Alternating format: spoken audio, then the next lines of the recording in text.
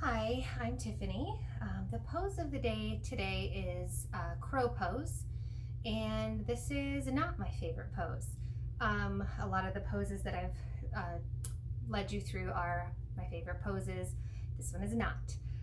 But it is a good pose to work on. A lot of times poses are not your favorite, and those are the ones you need the most. So I'm going to walk you through this crow pose. It was something that I used to be able to do a while ago, and then through having kids and surgeries, and I just wasn't able to do the pose anymore. So when it came up that that pose was going to be one that I had to do, I almost told Lori that I don't want to do this pose. It's not my favorite pose. And then I thought, you know what? I'm going to do this pose. I'm going to work on it and I'm going to get there. And I did. So I'm going to share some things with you that helped me along the way. Two things are that are really important for this pose are confidence and no pants. Sounds funny, but so I'm wearing shorts. It really helps if you're trying to do crow pose, so you're putting your knees up on your arms and you have slippery yoga pants on. You're just fighting it. I noticed if I did it in shorts, like don't mind my legs, who cares? It really helps. Also, I'm in my bedroom. I'm doing it on carpet. That's helped a lot too. So I don't even have my mat out. So telling yourself you can do it, wearing shorts, being on carpet, maybe even to start out having a pillow for underneath your face. And then I'm going to show you, if you're just working on the pose and you're not there yet, I'm going to show you something with a block that will help too. So we will get started. So crow pose, we are going to start, let's start with the block.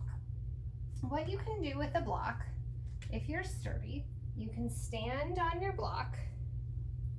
So the fronts of your feet are going to go on the block. And then you're going to squat down. So bending your knees and bring your hands underneath your shoulders. You can have your pillow here for your face. If you're afraid you're going to fall, it might give you the confidence. But as you're starting to come forward, for me, this is the scary part. Tell yourself, I'm not going to fall. I can do this. I'm going to be fine. It really helps. So we're going to start to bend the elbows, kind of like chaturanga arms. So the hands are basically under your shoulders, your elbows are bent, and you're going to start to lift your hips up, bending your elbows more, and place your knees on the backs of your arms as close to your armpits as you can get. So you can work on that. So your feet are on the block still. Look straight down at the pillow. Don't look at your feet, straight down at the pillow, and start to lean forward. You can just work on leaning forward. You can see if you can lift one of your feet up off of the block and start with that. Set that toe down, try the other side. Make sure to do both sides. I like to lift my left foot, not my right foot. So maybe focus on that if you have one of those sides, lifting that one. And then from here, you might be able to lift both of your toes off of the block. There's one step. So you've got your feet up here, you've got the cushion for your face. If you're ready to move on to the next step, set up kind of the same way. So we're kind of in a squat, bringing the hands underneath the shoulders, bending the elbows. And this is a pose you want to make sure to warm up before you start working on this. I should have said that at the beginning, but don't just go right into this. Do some warm-ups before, do some stretches. So again, lifting the hips up first, bending the elbows, getting a nice kind of a wide stance, but not too wide at the same time. Bend the elbows, place the knees high up on the forearms, and then looking straight down.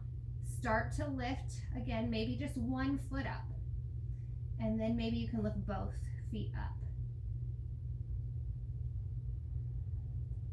You can place your feet on top of each other the way I did, or you can bring them side by side. So, and even you notice I didn't hold it that long. Just holding it just a little bit is farther than what I could do at the beginning of the month. I couldn't even get both toes up. So hopefully that gives you some tips for you to work on crow pose, especially if it's not your favorite. A couple more pointers here. When we're in the pose and you're lifting, you really have to engage your core a lot. So engaging the core to help lift bring everything forward and lifting the hips up. And you want to make sure not to have your hips up too high. That will kind of fight against you. That was another thing I would do. So have the hips a little bit lower and then engaging the core, lifting the feet up. So hopefully that helps you like crow a little bit better. I know those tips helped me. I hope you all have a great day. Thanks.